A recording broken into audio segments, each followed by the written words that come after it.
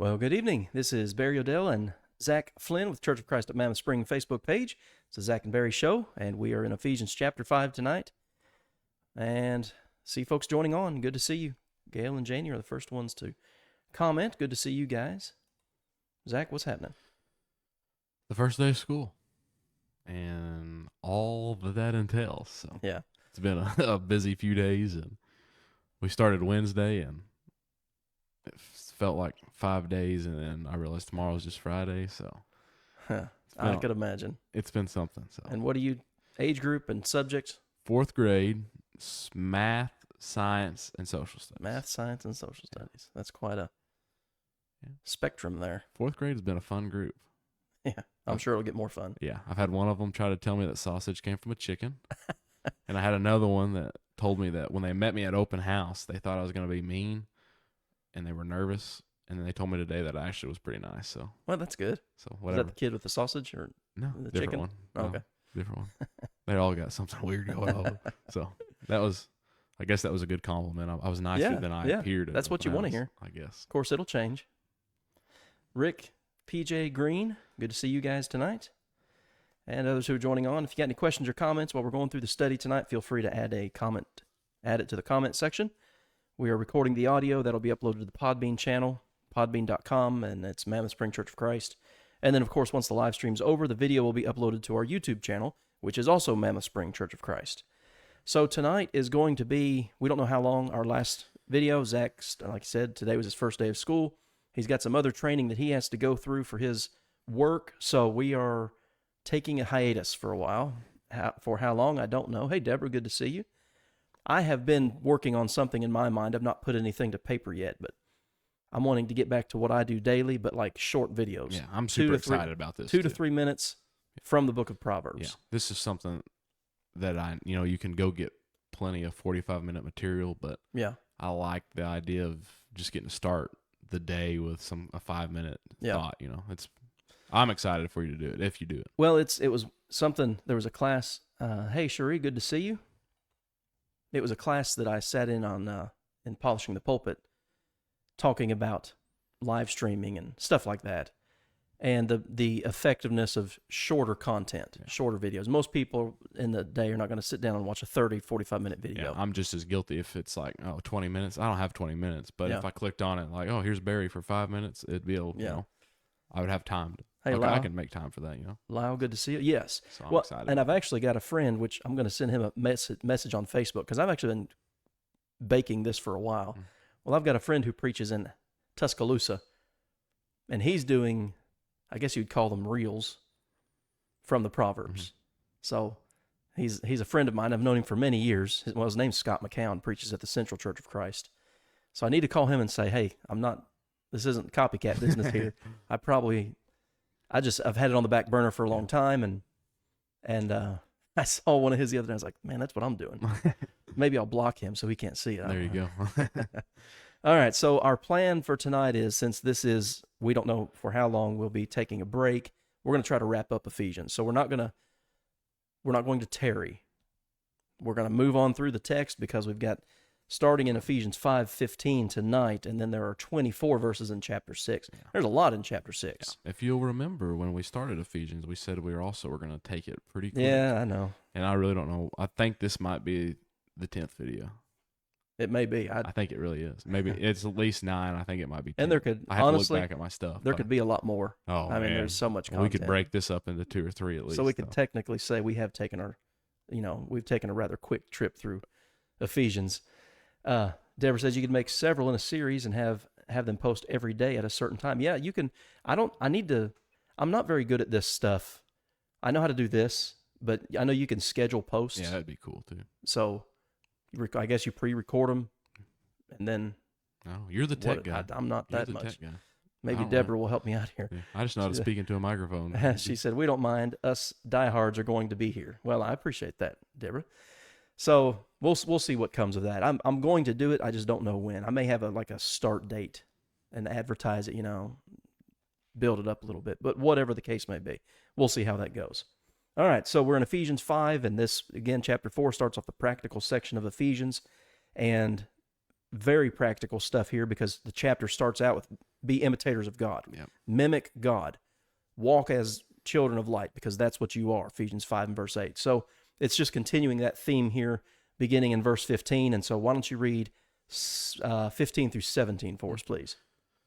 See then that you walk circumspectly, not as fools, but as wise, redeeming the time, because the days are evil. Therefore do not be unwise, but understand what the will of the Lord is.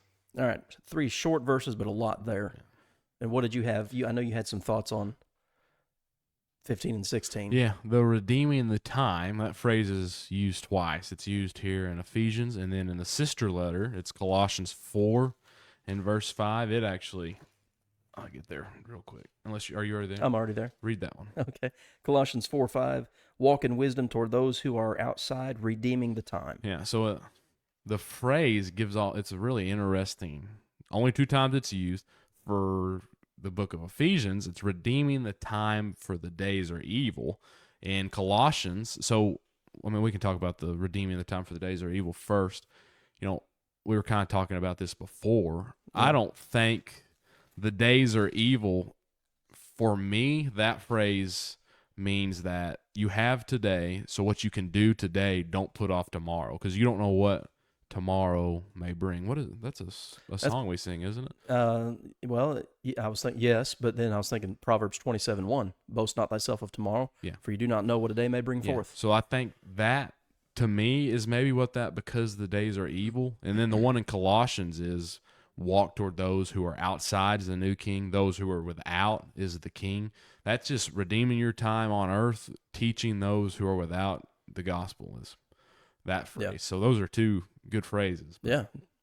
Make the best use of your time because you don't have much. No. And you're not guaranteed the next day. Yeah. Hey, Miss Barbara, good to see you tonight. Glad you're here. Yeah, I think that's what Ephesians brings, is you don't know what tomorrow may bring. And then Colossians is we have the gift of God's word to eternal salvation, so let's share that while we're here, is what I think. Definitely. And one of the verses I thought of was Galatians 1:4, that Christ gave himself for us that he might redeem us from our sins, gave himself for our sins that he might deliver us from this present evil age. Yeah, that idea of the days are evil in Ephesians 5, and we were talking about that a little bit. Some people think, well, that might be the day of the destruction of Jerusalem. I don't believe that. I don't think it's the second coming. It's just you live in an evil age, and you need to use your time appropriately. Yeah, bad things happen all the time, yeah, especially to good people. So use your time wisely and don't count on having tomorrow. Yep. Circumspectly, I like that word. Luke uses that word. I'm trying not to do this much tonight because we have a lot of ground to cover, but Luke chapter 1 and verse 3, when he's talking about his inspired biography of Christ, he says, it seemed good to me also having a perfect understanding. That word perfect is the same word as circumspectly. It's akribos, and it means accurately, distinctly. He had all the information. So Luke did about the life of Christ. So here, walk accurately. Yeah. There's a certain way for the Christian to walk. And in fact, that's what he'd been talking about in the previous verses. Walk as children of light. That's what it means to walk circumspectly in verse 15 there. So very down-to-earth, everyday Christianity information here. Yeah, I've seen where people use that word circumspectly, and they kind of illustrate it as someone that's walking very carefully. To wise, to make sure, be sure-footed and know where you're putting each foot is what I've the psalmist, seen that. There are a couple times where the psalmist will say something like, my foot at one time was in a slippery place, but you, Lord, have put it in a broad place. Yeah. It's like the sense of, well, you know what it's like to walk around in pitch black. You don't know where you're stepping. You might step on something or trip over something. And in my house, it's a dog toy. You never know when you're going to step on a dog toy or something. Yeah. So, the Christian is instructed to walk accurately in this world because the days are evil, and so you need to be wise and understand what the will of the Lord is. That's how you walk accurately. All right. Big verse here. Verse 18. Do not be drunk with wine, in which is dissipation. The King James says, wherein is excess, but be filled with the Spirit. I just preached a sermon on this. Good stuff, too. Thank you. I was in a private panel discussion at PTP with several other preachers. This was the topic at hand. And I think one of the main problems with this particular subject, and we would all agree on this, I said this in that sermon, I think every Christian would agree on this. Being drunk is a sin. I don't know of any Christian that would deny that getting drunk is a sin. The problem with this word here is we, in the English language today, use it as an adjective. Yeah. That's not what that is. It's a verb. Yeah. And it's a specific prohibition against drinking, period. Yeah. Well, and the drunk as a verb, well, the other forms of that word is drink or drinking. So yeah, this passage here, I mean, it's a contrast. You're either drunk with wine or you're filled with the Spirit. Yeah. It's one of the two. Yeah. It's not a little bit of both. Yeah. But another important verse, which I will, and I know I said I was not going to do this too often, but this verse, I mean, maybe better than any other verse. 1 Peter 4:3. Read that for us there, Zach. For we have spent enough of our past lifetime in doing the will of the Gentiles when we walked in lasciviousness, lust, drunkenness, revelries, drinking parties, and abominable idolatries. All right, so these three words here, drunkenness, revelries, and drinking parties, they're all three different points of emphasis. Drunkenness is just that. Yeah. Drinking, revelries is like reveling in the drink. It's like a competition. And I pointed this out in that sermon that I did. Most of the time I like what the New King James does. I don't like it here. And I think the King James says the same thing, maybe. You have the King James there? The Old King? Oh, no. I got it on my phone. All right, we'll pull it up. 1 Peter 4:3. It's drinking parties is not accurate. The Greek word here is potoi. Plural, potus, potable water, drinkable water. What's the King James? Banquetings. Banquetings. Yeah, that's not good. That's not an accurate rendition. This word in the Greek literally means to drink. So you've got the excesses of it, but then it would be better rendered just drinking. Yeah. And his point is, that's a waste of your life. We've spent enough of our time, and when you stop it, people are going to think that it's strange that you do that. So it's not, drunkenness is a sin. I think one thing that clouds our thinking on that particular subject is the BAC, the blood alcohol content. Yeah. We picture drunkenness as, well, you're drunk when you can't drive properly, or you're drunk when your speech is slurred. Yeah. No, you're drunk when you start the process. Yeah. And what's the Arkansas limit? I don't know. Is it like 0.07 or something like that, or 0.9? I'm not certain. Yeah. Whatever it is, I'm having to go through to get some of my CDL stuff for the bus driving. Okay. If you have a Class B CDL, which is what I'm acquiring, it's 0.04 while you're in the semi or in a school bus or in your own personal rig. Okay, carry so that. The blood alcohol concentration limit for driving is 0.08%. So it cuts in half if you have a Class B CDL, whether you're in your own personal rig or not. Commercial vehicles, 0.04. So you're saying I'd be better off to have if I wouldn't get my Class B CDL, then I could drink more, is what God would say. Right, yeah, because you That's wouldn't be what you're drunk. saying. See, and that's what clouds our thinking on this particular subject, is things like that. But this is a verb in Ephesians 5:18, and it's a contrast. You're either filled with the Spirit or you're drunk with wine. So, hey, Bernice, good to see you tonight. All right, so back to it. Okay, so what might be the contrast? What might it look like to be filled with the Spirit? Well, speaking to one another in psalms and hymns and spiritual songs, singing and making melody in your heart to the Lord. That's a good verse. Ephesians 5:19. There are a lot of verses, and I've preached this sermon too, is the subject of music in the New Testament. The only time instruments are mentioned in the New Testament are in Revelation 5, Revelation 14, and Revelation 15, and they're only harps. So it's about singing. And it starts back in Matthew 26 and verse 30. Yeah. Jesus instituted the Lord's Supper, and they went out and they sung a hymn. And then you see singing throughout the book of Acts and singing here. But the argument that a lot of people make in favor of instrumental music is, well, this isn't talking about worship. This is talking about your Christian life. Okay, it is talking about your Christian life, but is not worship a part of your Christian life? Big part. And should be. And if this is just your daily walk as a Christian, then the instruction is we have to sing to one another. Out on the street, I run into you. I got to start singing a song to you. Well, that would be terrible. That would be, that wouldn't be pretty. Everyone around me would hate it. Hey, Connie, good to see you tonight. So, I like the making melody in your heart. That's not just reading words off a piece of paper or off a PowerPoint. Yes. that's a whole different meaning. Yes. I always like that part of it. Your heart is the instrument, and you're making melody there. Yeah, that's really caring about and focusing on what you're singing. And I'm not saying you're singing louder or being anything like that, but that's really paying attention to the message and Yes. really attempting to praise God. Well, and that's the idea of singing or worshiping in spirit and in truth, doing the right thing in the right way with the right mentality. And Connie's right. She says, and harps in Revelation do not pertain to worship in the church. Yeah, those harps are always in heaven, and everybody that's there has one. So if you're going to make the argument that, well, we can because of that, then everybody has to be playing. Yeah. I mean, there's the arguments that are often made for instrumental music in the New Testament is kind of like a sieve, something that it's just full of holes. Yeah. They don't hold up. They don't hold water, as Yeah. we say. That's that first part of verse 19, speaking to one another. If that was the case, we'd have to play the instrument. You have one to. another. Yeah. It's reciprocal, and everybody has to do it. Yeah. Yeah. And so Colossians, again, the sister letter, Colossians 3:16, same exact instructions. Yeah. But then you've got Hebrews 13:15, the fruit of our lips. You've got, James 5:13, is any merry? Let him sing a psalm. It's always singing in the pages of the New Testament. Yep. All right. Giving thanks always for all things to God the Father in the name of the Lord Jesus Christ, submitting to one another. I think that's an important verse there. We're getting ready to enter this section here beginning in verse 22 of husband-wife relationship, and it comes up there.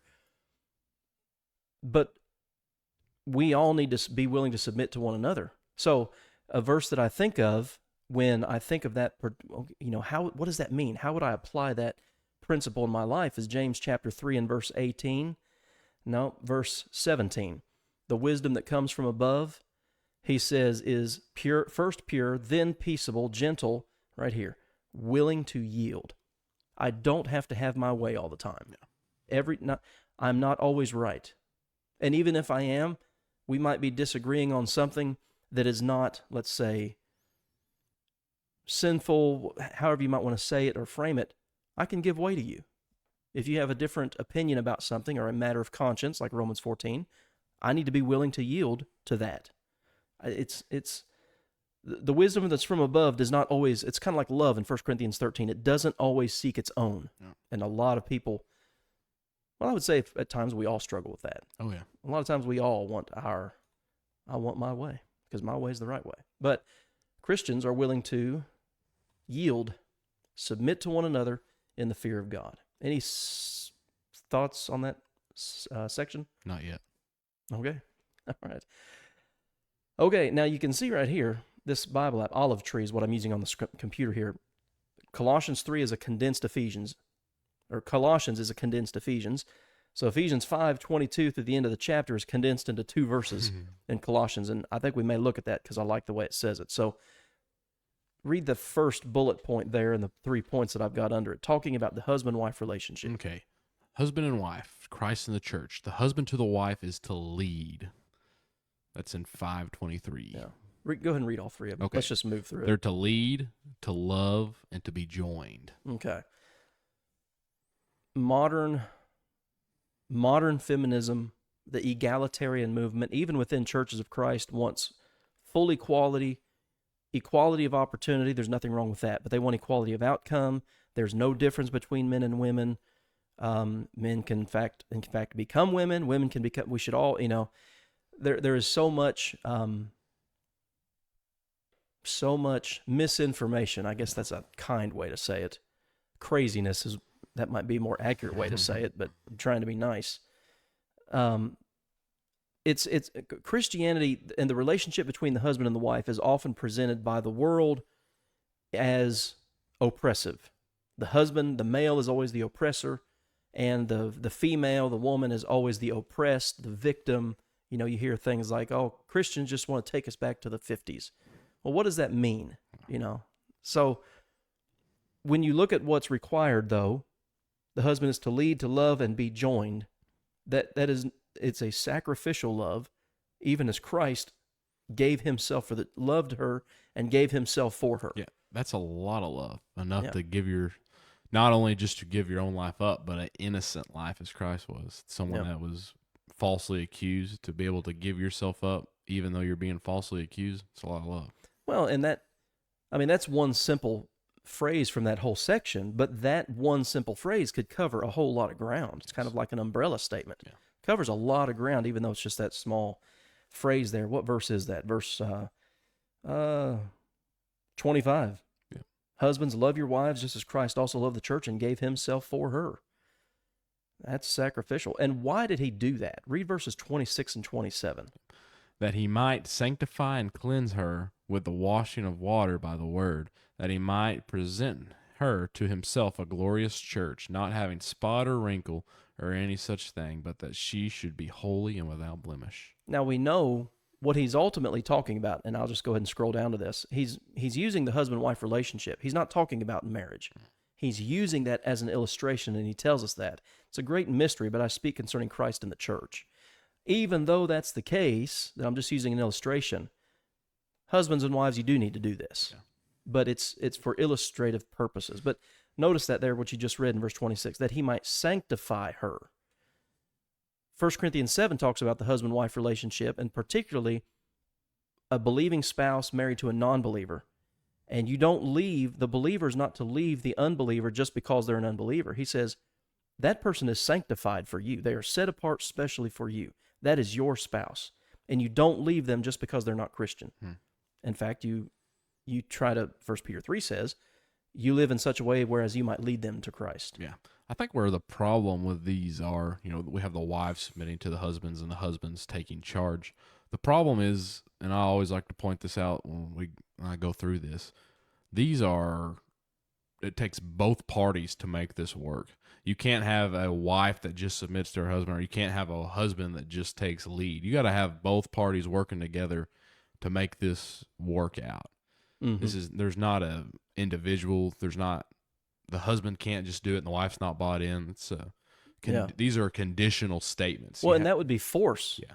That would be coercion. Yeah. And then that's where I would have a problem, with people saying it. If it was force like that. But it takes two to make this work out. Yeah. So there was a gal and I went to and this was back years ago when we were in Pensacola. We went to I think it was a weekend seminar on the book of Song of Solomon. And the guy that did it, and I'm trying to remember how he said it, but he said something along, it rhymed.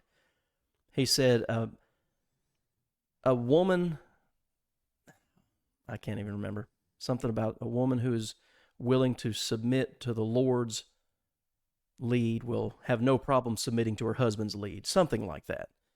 So, yeah, it takes both. And he's talking to the church here, so he's talking to Christians, and it starts in verse 22. Yeah. We all submit to one another. Yeah, and it's not a power trip for the men either, because the language that the man has to feel towards her and what he needs to do for her, it's solely out of creation of how God wanted it to be, and the man has to take charge and to love her that way and to treat her that way, sanctify and to cleanse her. Yeah. There's a lot of work going on both parties. It's a responsibility, like you said. It's not a power trip. Yeah. I like how you said that. It's not a power grab. Yeah. I think it was Jordan Peterson said the other day that the greater the responsibility, the better the adventure. That was something like, yeah.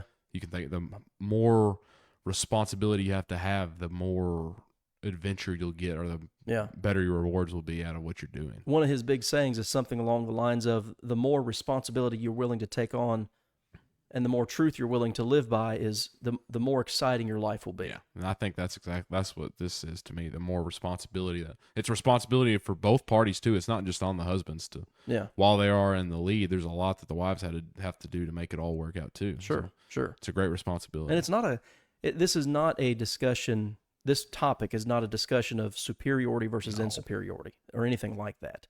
And that's the way it's often misframed. And Connie says something along those lines. They completely ignore the verse that says, husbands, love your wives as Christ loved the church. Exactly.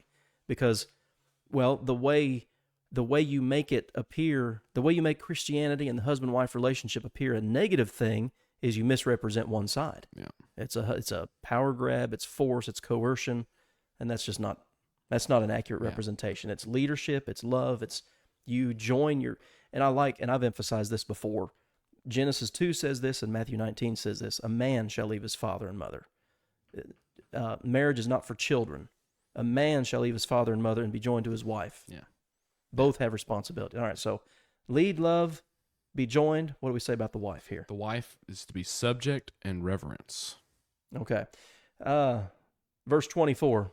Yeah, I scrolled past that a little bit. Therefore, just as the church is subject to Christ, so let the wives be to their own husbands. I think that's important right there. Anna is not subject to me, and Gail is not subject to you. She's not my wife, and Gail's not your wife. And it's often misrepresented in that way too, that all men in general oppress every woman, and that's just foolish. It's just a bad faith argument. Hey, there's Timber. How are you, Timber? She says each has to give 100% to each other and to God. Yeah. Well, you've got the husband and wife, but hopefully, ideally, they're both joined to God in Christ. Yeah. And so, if you're willing to submit to Christ, there will be no problem being willing to submit to your husband. Well, for the man, if you're willing to submit to Christ, there will be no problem being willing to submit to your wife's need. Yeah. That's it. If a woman is willing to submit to the Lord's lead, no, that's not it. I'm going to have to stop trying. But it had lead and need in it. And the husband meeting the wife's needs. You're losing it. Apparently I am. Yeah, Deborah says your boss is not your spouse either. And your spouse is not your boss. Yeah, thank goodness. Oh, yeah. That'd be bad. Let's move on. All right, so the woman is to subject, and that word means simply to place in order. And God has, and I've pointed this out for on a couple of different occasions in our study in Ephesians, and I'll just do this quickly. 1 Corinthians chapter 11 and verse 3. I want you to know that the head of every man is Christ, the head of woman is man, and the head of Christ is God. There is a hierarchical structure of authority. And that is, it goes all the way back to creation. It's not something that's just come up with capitalism. No. And the West, as it's often presented. So the wife will place herself in order and will, verse 33, let the wife see that she respects her husband. Reverences, as I have it here, honor is the idea. And it's interesting that back several years ago, I taught a class on this book called His Need, Her Need. His Needs, Her Needs. And it kind of starts out with discussing the man's top 5 needs and the woman's top 5 needs in a relationship. And they're totally different. Yeah. Some of them may be the same, but they're in completely different orders. And you see that here in Ephesians chapter 5. Yeah. Well, I'd look at that. Well, let the wife see that she respects her husband. Well, her husband's got to be something worth respecting before she can do that. Yeah. All this is conditional. Yeah. Yep. Connie says, I know those who try to take it outside of the marriage, saying a woman cannot have any kind of leadership role in business or any place else. To my knowledge, that is not what the Bible is saying. That is not what the Bible's saying. It's exactly right. Like women can't be in politics, women can't be the head of a company or what. That's not biblical. I think the Greens are saying that His Needs, Her Needs is a very good book, because that's what I mentioned. They said very good book. All right. So, any other thoughts on the husband and wife? Since how long have you been married? A little over a year. A little over a year. I guess I don't know. Yeah, you better get this right. Is Anna listening? I don't know. Little, like, it was last July okay. 3rd, 29th. July 29th. What? July 3rd, 29th? Yeah, that one. You're putting me on the spot. Yes, I am. All right. Somebody's listening out there. Okay. Anything else on the husband-wife relationship? I'll tell you what, let's do this real quick. I said Colossians 3 is the condensed version of Ephesians 5, so I'm going to flip over there, and why don't you read for us verses 18 and 19. Yeah.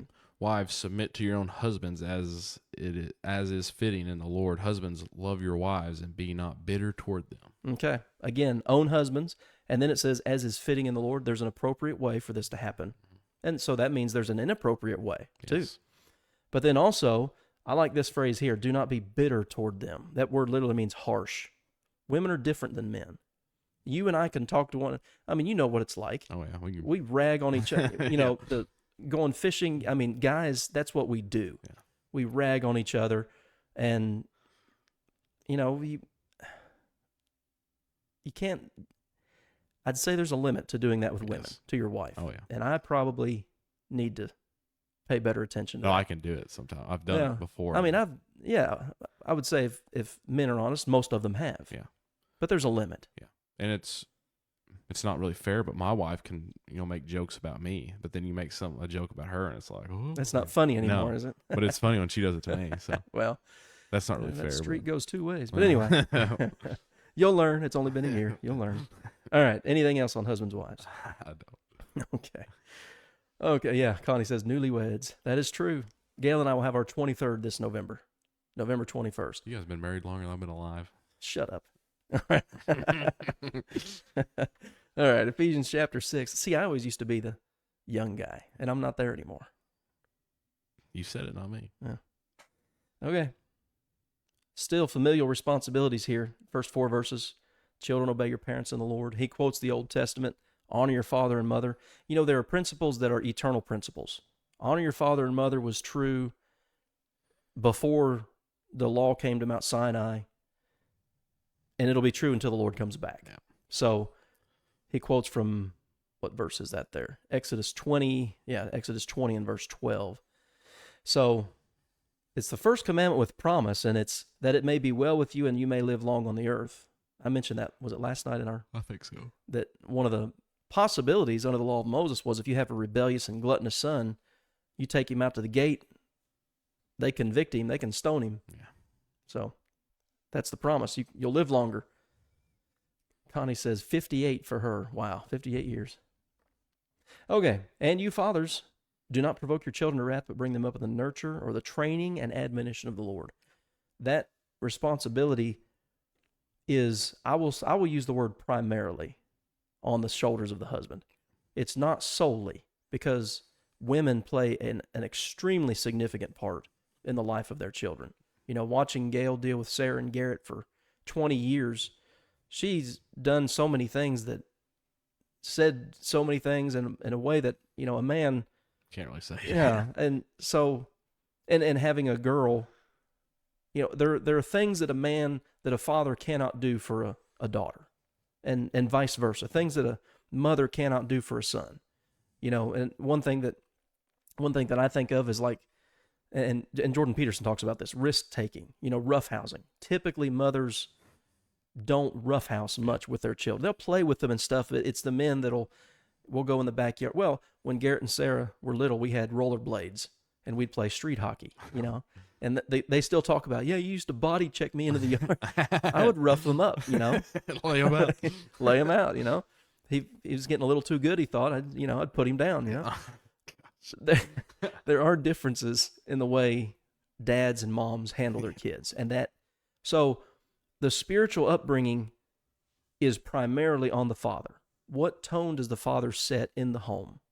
Yeah, and statistics bear that out. If just the mother is faithful to the church, I think, if I remember right, and somebody may want to Google this, it seems like it was like 17% of the time children remain faithful. But if both mom and dad are faithful, it's like 93%. Yes. You know, it's a huge disparity. Yeah, you know, the fatherless crime rate, those numbers. Oh, yeah. Terrible. Poverty. Yes. There's so much negative, and so many studies have been done to prove that over the decades. Yeah. And it's not anything against the mothers. It's just what it is. Yeah. There are things that mothers cannot do. Yeah.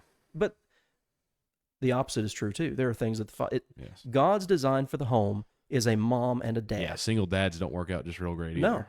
No. And well, that's because that's not how God designed it. Yeah. And you do not provoke your children to wrath. How would you provoke a child to wrath? All right, let's look at the condensed version, because Colossians touches on that. I think it's verse 20, Colossians 3 and verse 21. Read that. Fathers, do not provoke your children lest they become discouraged. Don't be a taskmaster that cannot be pleased. You know, and there are people like that, men and women, who it doesn't matter what you do. There is nothing that you can do that's good enough. That you need to be able to tell your kids, and honestly, because they'll see through it, good job. Yeah. But at the same time, and boy, this drove me crazy, coaching. I coached Garrett for a couple of years in Pee Wee basketball, coached Sarah's softball team for a couple of years. It would drive me crazy when kids would get up there and strike out, for example, and you'd hear people in the crowd, all right, good job, good job. I'm like, no. Struck out. That's not a good job. You don't strike out. Why do you applaud bad decisions? Is it, to build their self-esteem? Well, that doesn't build their self-esteem. They just did something bad, and you said, oh, good job. Yeah. You know, good eye. That was a strike. Good way to watch it. Strike you out. Yeah, to settle for less than good. Anyway, I kind of went on a little rant there. Well, that's the idea. Lest they become discouraged. You can be somebody who is so hard and uncompromising in what you think they should be all the time that they'll just, fine, I just quit. Yeah, my grandpa there was an old lady that used to live out there where we live, and he would always he would go do random stuff for everybody, and he went and bought a bunch of watermelons, and this lady was never pleased with anything. Well, he had it in his head, I want to go give her this watermelon. I'm not going to charge her. She's just going to be tickled pink. And he took her. He said he found the biggest, nicest one he had, and he took it in there to her and gave it to her. And she's like, "Oh, I'm just by myself. We're not gonna be able to eat all this. We're gonna have to throw the rest of it out." And he's like, "You know what? I'll never do anything for you again." Just Nothing's good enough. That is so annoying when people can't be pleased or are always after. Well, I just give them a big, nice watermelon. Well, I just wish we could eat it all. Have to throw it all. There's some negative spin I can put on that. Yes. Farrell, he says, there's no one with more power to provoke people to wrath than their fathers, it seems. It shouldn't be abused by fathers. And I think that's a good point. For whatever reason, I heard a lecture one time. I was listening. Why is it, what's the benefit to having a father and a mother, and the differences in discipline and training and things like this? And he made the point. He said, I've wondered if, a father's voice is often deeper and louder. They'll get your attention quicker than a softer voiced, lower toned person, which the mother typically is. Yeah. It was always the case. And for me, mom would handle a lot of the smaller things, but if dad ever had to get involved, you knew you were in hot water. You're in trouble. Yeah. Oh yeah, definitely. So it was always something. He's kind of bring out the bad guy, I guess. Yeah. I forgot I had this comment in here from J.B. Kaufman's commentary. He said, the salvation of society is in the family and the reconstruction of family virtues, parental authority, and filial obedience. The family is the nucleus of all society. You can have no prosperous state unless the family is healthy. You can have no effective church unless the family is sound. The family is the organic cell from which all human societies are constructed. Yeah. And there's a lot of truth. Well, that is all truth. Yeah. I would agree 100% with that statement. Your school systems, your local communities, your congregations, everything is based off of what God set up in the beginning. Yeah. Husbands and wives, men and women, be fruitful and multiply. That's the core of society. Yeah. Every time when you're teaching and a child is not doing how well they should be doing, and you'll be like, well, I wonder what the story is on this kid. Mom and dad are split up. Something's going wrong. It's a terrible disease for... Oh, definitely. I don't know. You put yourself, that is a great disadvantage to a child when they don't have a mother and a father at home and that are doing what they, 99% of the time, a kid's not doing what he's supposed to be doing. It's because something's not going, he's taking care of a brother and sister or something. So when that gets out of balance, things naturally just start spiraling out of control. It's academics. Again, it's communal, congregational. Everything is affected by the core of all of society, which is the family. Yeah. All right. Any other thoughts on that? Nope. Okay. Let's see. Okay. So here's another quote. I like this one too. Robert Harkrider. He's got a full set of commentaries on the New Testament. They're kind of like outline commentaries, but he said on Ephesians 6:4, a parent must understand the personality of his child and mold those inherited traits in such a way that will not provoke rebellion and hatred. So here's a verse that goes along with this idea. And it's one of the most misused verses in all the Bible, I think maybe of all time. And I think I remember the reference. I think it's Proverbs. Is it Proverbs 6:22? No. I think it's Proverbs. I got it backwards. It is Proverbs 22:6, not 6:22. Read that verse for us. Train up a child in the way he should go, and when he is old, he will not depart from it. That has nothing to do with spirituality. It can't. It has to do with what Harkrider wrote. A parent must understand the personality of his child and mold those inherited traits in such a way that will not provoke rebellion and hatred. Know your child, train them. I had 2 kids, and they were different. Personalities were different. Their response to discipline was different. What entertained them somewhat was different. They grew up watching the Three Stooges, so it doesn't take much. The Three Stooges and Looney Tunes, but no 2 children are the same. And so parents, mom and dad, have to be wise enough to see those differences and work accordingly. Proverbs 22:6, to reiterate the point, has nothing to do with their spirituality. Nothing. All right. Where were we? Let me get back to Ephesians 6 here. Yeah. Sorry about that. That was verse 4. Okay. Ephesians 6, and we'll start in verse 5.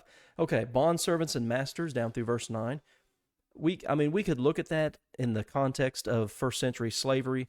Rome had, it was like 30 to 35% of their population was slavery. Typically, when you and I think of slavery, it's 1860s America. Yeah. Chattel slavery, Yeah. severe abuse. Yeah. Bad living conditions. Yeah. Limited food, limited everything. Yeah. And there was that back there, and there has always been that. Yeah, but there will always be that, probably. well, definitely. But I think maybe a more immediate way to think of this would be like employer-employee relationship. Yeah. That's more closely related to this particular subject. Well, you do that. You serve them in sincerity of heart as to Christ. You don't work when they're around, just when they're around. Read verse 6 there. I like verse 6. Not with eye service as men pleasers, but as bondservants of Christ, doing the will of God from the heart. All right. Hey, the boss is coming. We better get to work. Yeah. No, that's not how you do it from the heart. You're doing it as if you were doing it to Christ himself. You do it, verse 7, with good will as to the Lord and not to men. So that's some pretty straightforward stuff for the bondservants down through verse 8. And then read verse 9 for those who are masters. Yeah.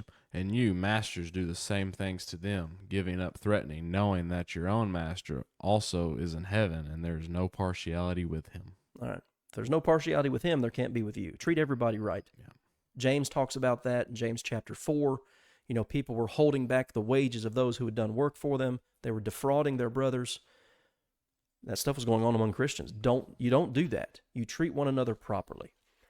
There's not a whole lot to add there. I didn't have a whole lot in the outline on that, but one thing I did put is the Christian should be the best, most honest worker on the job, whatever you do. Yeah. Be the one who is on time, and that's a particular pet peeve for me. Yeah, it is me too. Church here starts at 10 on Sunday mornings. You know what time I'm here? 9:30. 9:30. And if I'm any later than that, I'm late. Yeah. I've just always been that way. Yeah. And I know things happen. I mean, things happen with us, and we get here a little bit later, but I've been here for 10 years at Mammoth Spring. You know what time Bible class on Sunday mornings has started for those 10 years? 10 o'clock. 10 o'clock. It's never changed.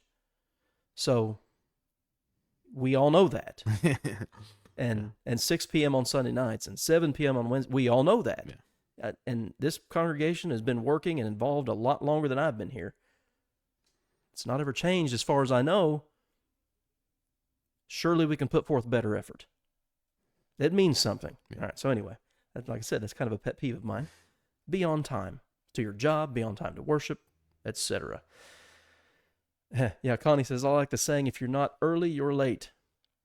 That is true. All right, the whole armor of God, verses 10.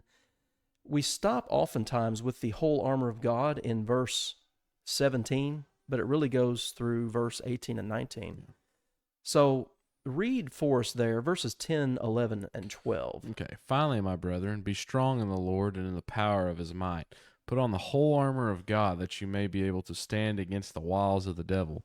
For we do not wrestle against flesh and blood, but against principalities, against powers, against the rulers of the darkness of this age, against spiritual hosts of wickedness in the heavenly places. Okay. I was looking up, as you were reading there, verse 11, against the wiles of the devil.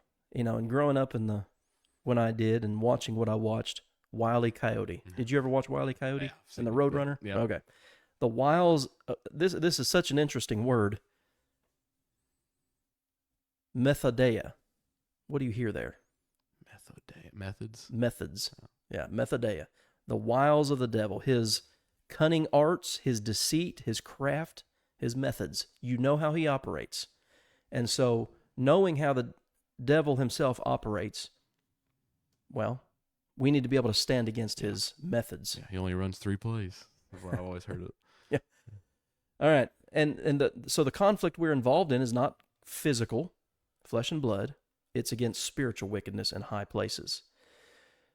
That's an interesting thought. And that phrase, as we've mentioned a few times in the heavenlies throughout Ephesians, that spiritual realm, the realm that you cannot perceive with your 5 senses, empirical evidence, as we call it. That's what we're fighting against. And so our mind has to be in the right place. And Scripture, Ephesians does that. Walk circumspectly. Yeah. Know what the will of the Lord is. This sounds bad. It's all in your mind. Yeah. It's a spiritual battle in the heavenlies. And so, well, how do you do that? Read verse 13. Yeah. Therefore, take up the whole armor of God, that you may be able to withstand in the evil day, and having done all to stand. So that's been emphasized, and this is not original but with me, but that you may be able to withstand, and having done all to stand. You never back off. You never stop your Christian service. You're walking in the light, as we go back to Ephesians 5:8 said. There's never a time to retreat from that fight. The devil has his methods, his wiles. Yeah. Well, what verse was that? It was talking about giving the devil it was giving him don't give him a place or something like that. Okay, well, there's Ephesians 4. Yeah, so that would kind and of be there's with that. 2 Corinthians 2. That's along with that same thought. If you'll stand all the time, don't ever give him even a spot. Yeah.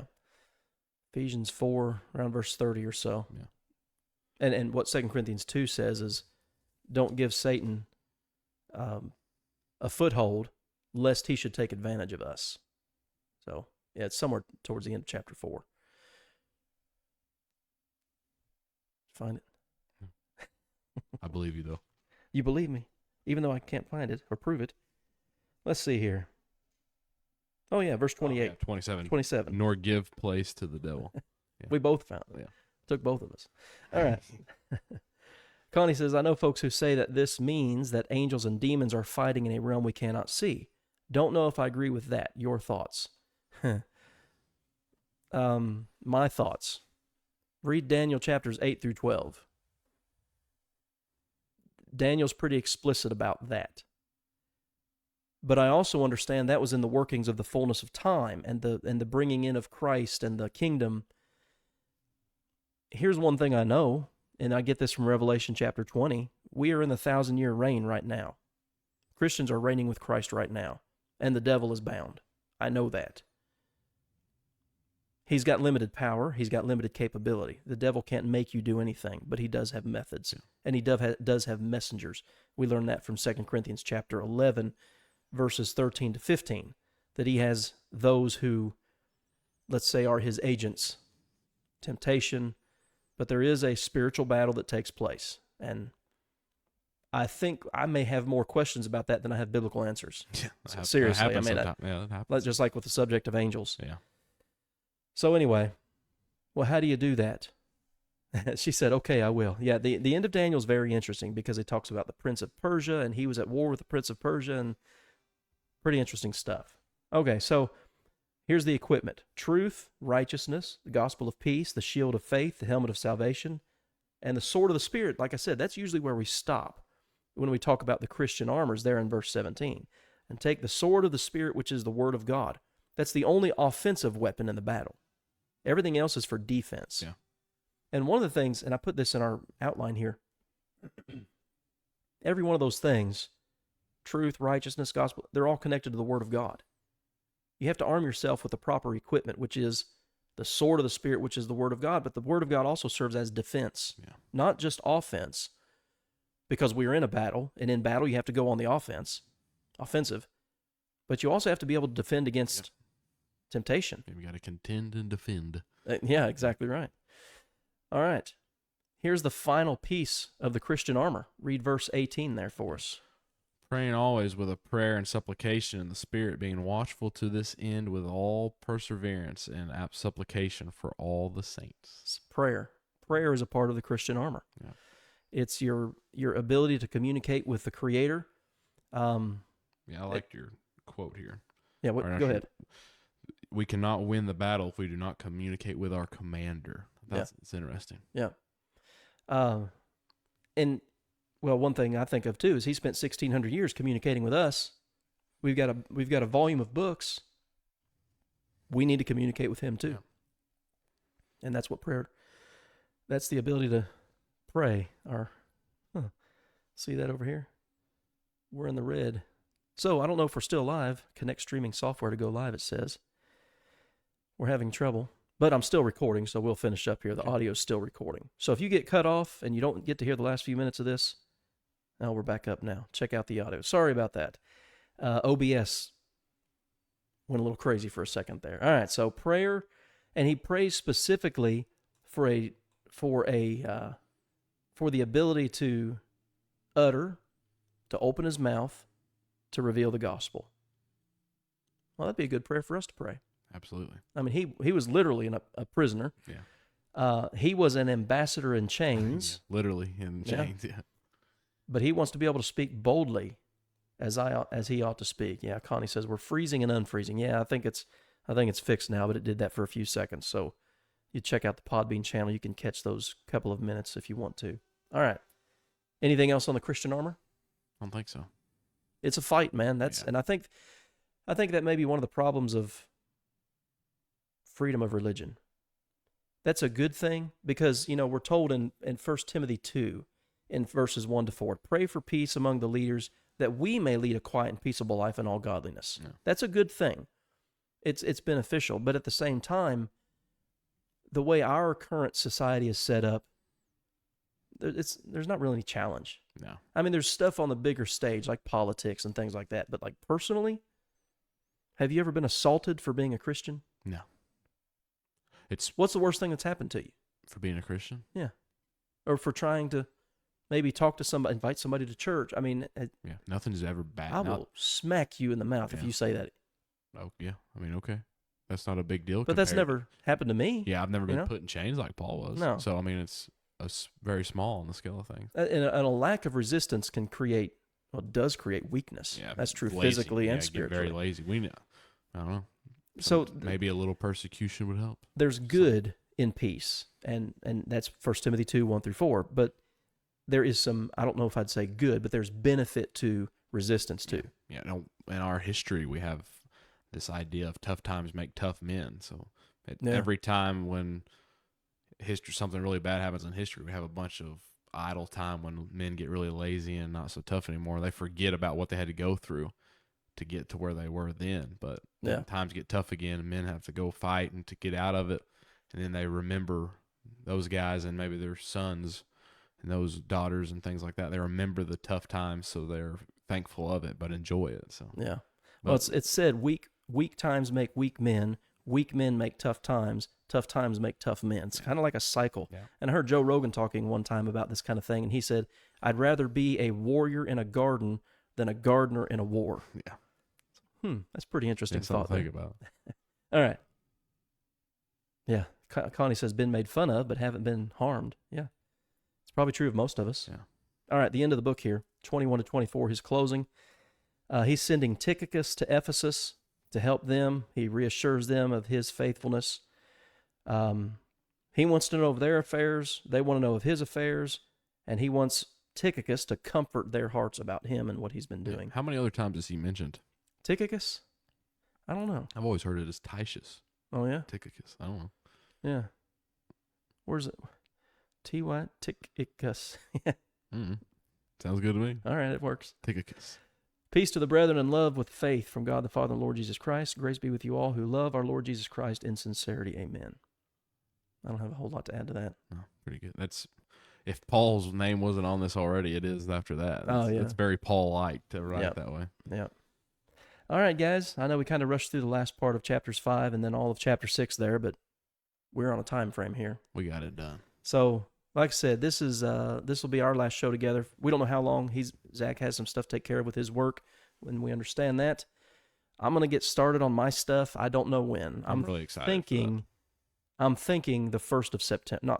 I guess it would be September 1st, unless that's a Sunday.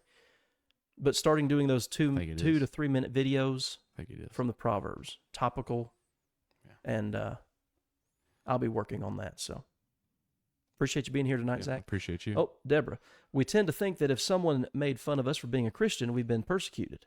We have no idea what persecution is. No. Yeah, I mean, that can be annoying. That can be discouraging. Yeah. But like I said, I've never been, what did Paul say in 2 Corinthians 11? Thrice beaten with rods. Yeah. Yeah. You've never been able to refer to yourself as the ambassador in the chains either. No. All right, Miss Janie, thank you for being here tonight. She says, thank you both for giving your time. Thank you, Zack. I appreciate you coming in. I've enjoyed doing this with you. We're going to, whenever you can, I'm sure we'll get back to it. But this program, the Zack and Barry Show, we'll be taking a break for some time. And I think 1st of September, I'm going to start my stuff on Proverbs. Topical walk in short segments through the book of Proverbs. That being said, though, if you come across any ideas, it'd be good to send them to us. Absolutely. And then when we can get fired back up, that'll give us when we fire up for season 2 of the Zack and Barry Show, we can have ideas and stuff stacked up, ready to go. There you go. So that would be good. Okay. If we had a little bank of stuff. I've got one question that Yeah. just came in from one of our viewers, and I appreciate that question. So if we could have a little bank of stuff that we could roll out, that would be pretty good. Yeah. However many videos we've done, we'll just call that season 1. Season 1. We'll be more professional that way. Yeah. We are pretty professional. Yeah. You could tell. Got my chickens in the background and all that stuff. I forgot about them. All right, guys. Appreciate you being here tonight. You got anything else to say? I don't. All right. Appreciate you being here. Guys, thanks for watching. And, we'll see you when we see you. Yeah. So for season 2. For season 2. Have a good night, and we'll see you.